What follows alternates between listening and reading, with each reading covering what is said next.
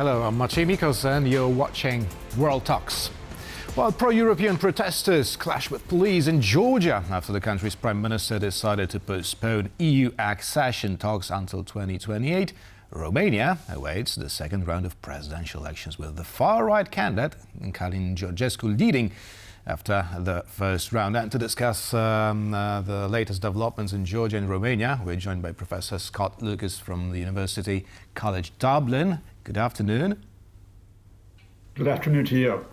Now, do you see any clear similarities between the current situation in Georgia and Romania? Only a few minutes ago, President of Georgia, Salome Zurabišvili, stated that Russia is trying the same thing in Romania. That was in reference to the current protests in Georgia. Now, how would you comment on these words?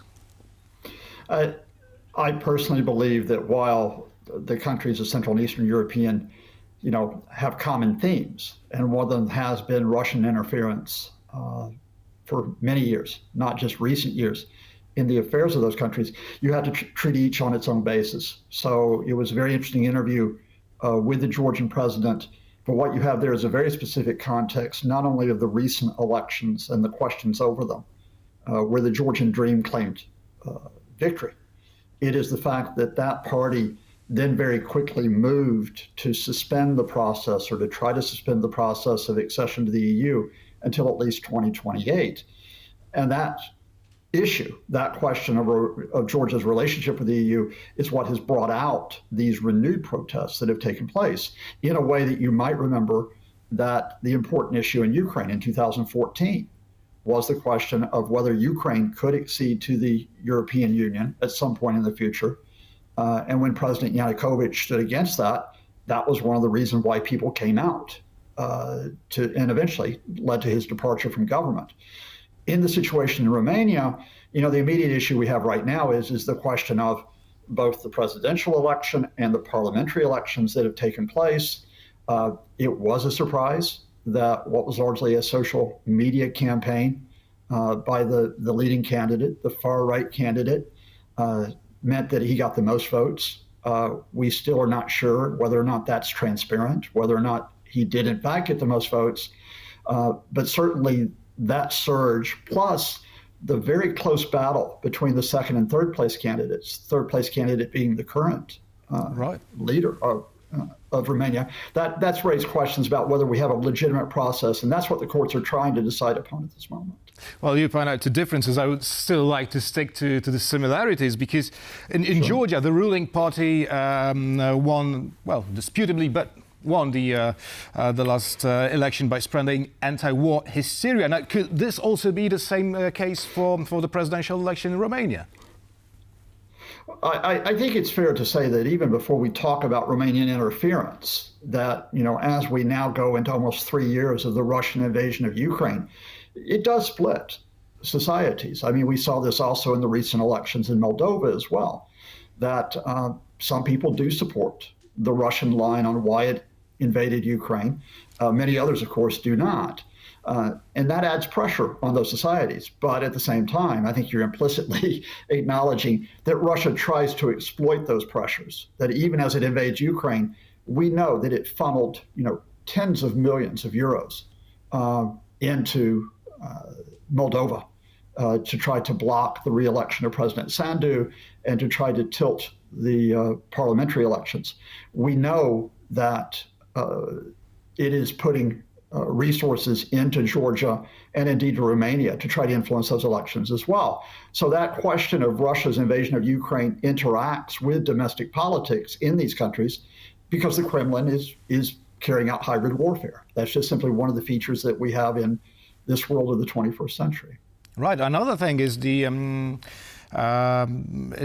state of the opposition by being highly fragmented, both in Romania and Georgia, right? I've often heard that the main strand of the ruling party in Georgia is the weakness of Georgia's opposition. And isn't the similar case now that we have in Romania, that the far right contender is leading before the second round of the presidential vote because the rest of the political scene is so fragmented? Well, yeah, but you get that fragmentation not just in the center and in the left, I think, as you're indicating. You also get that fragmentation in the right. I mean, that was, Mr. Georgescu was not the only hard right candidate to run in Romania. In fact, there were others who thought were going to do better than he did. So the question is fragmentation is a feature, I think, of many countries where you have a diverse range of parties because parties are finding it difficult to establish themselves in terms of a tradition, a basically of responding to people's needs over a long period of time. Now, I do have to say that what has been interesting in the Romanian parliamentary elections that have just taken place is that the Social Democrats appear to have bucked that trend. They have received more than 22% of the vote, the largest share of any party. They have been rewarded for being apparently effective in their rule, in their place in government. But again, because there are so many different parties in Romania, still they only have 22%, and they're going to have to go into coalition with someone to try to establish a majority. And then, of course, they'll be dependent on whoever the president becomes for appointing the prime minister. Mm-hmm. Now, let's talk about the current protests in Georgia for a second. Now, Georgian soldiers fighting in Ukraine allegedly expressed their willingness to come back home to fight against the current government. President Zurabishvili has already called it a provocation. Now, but in your opinion, is there a threat of some sort of a civil war erupting in Georgia? Well, I mean, that, of course, is the question in terms of whether you get effectively a militarizing of the protests that take place. I think we need to emphasize here, especially given how much disinformation has been put out by the Kremlin and supporters about what happened in Ukraine in 2014, that as with the Maidan Revolution, the large majority of people in Georgia are peaceful. They are protesting peacefully. They are confronting the possibility of state violence. Some of them have responded to that threat of state violence, not by trying to kill security forces, but by standing up to them. Now, the question here, I think, is how far the Georgian state goes in trying to cut down the protest. How far do they go to imprison people? How far do they go possibly in using lethal force? Certainly, we hope they don't do so. But I think it's that prospect of lethal force by the state rather than a civil war, which should be our immediate concern. And if the violence spins out of control, is there a threat of an intervention from the outside? Again, I just want to refer to what happened in Ukraine in 2014, and that is that it was not U.S. intervention that led to the downfall of President Yanukovych. It was not the European Union's intervention. It was not the intervention of anyone. Yanukovych decided to flee the country, despite the U.S. and the Europeans trying to establish a coalition that might keep him in power. At least to keep the country together for some time. Now you have the situation in Georgia where I don't think we're at that point. I don't see Georgian Dream's leaders packing up and leaving the country. But I do think the question here is how much legitimacy do they retain? Now, Georgia is not just Tbilisi. We have to realize that a lot of Georgian Dream supports come from outside the cities. They come from rural areas.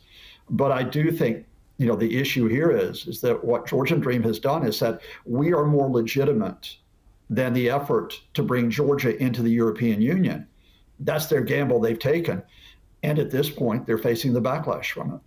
Having said that, what do you make of the Kremlin's threats expressed by Dmitry Medvedev himself, who said that the opposition in Georgia follows a path which the opposition in Ukraine used to follow during the Maidan protest, which you already mentioned, and quote, "It all ends bad." So, do you think that Russia is ready to intervene in Georgia? Well, I mean, we note the official line of the Kremlin spokesman, Dmitry Peskov, which is, we don't interfere, for what that's worth. Mr. Medvedev, he quite likes to threaten people. You might know that he has threatened Ukraine with extinction, that he has threatened to use conventional and nuclear weapons against other countries across Europe. And so it's quite understandable, especially late at night when he gets a bit emotional. He might threaten Georgia as well. I, at this point, think that we already know that Russia is interfering in Georgia's politics. But we also know that Russia is quite occupied not only with what's happening in Ukraine, but with its difficulties in Syria right now.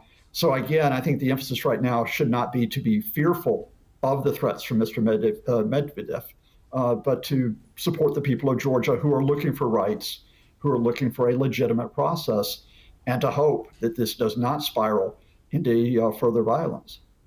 Professor Scott Lucas from the University College Dublin was our guest this afternoon. Thank you very much, Professor. Thanks to you and your viewers. Thank you. And thank you for watching. And of course, stay with us for much more news and features here on TVP World.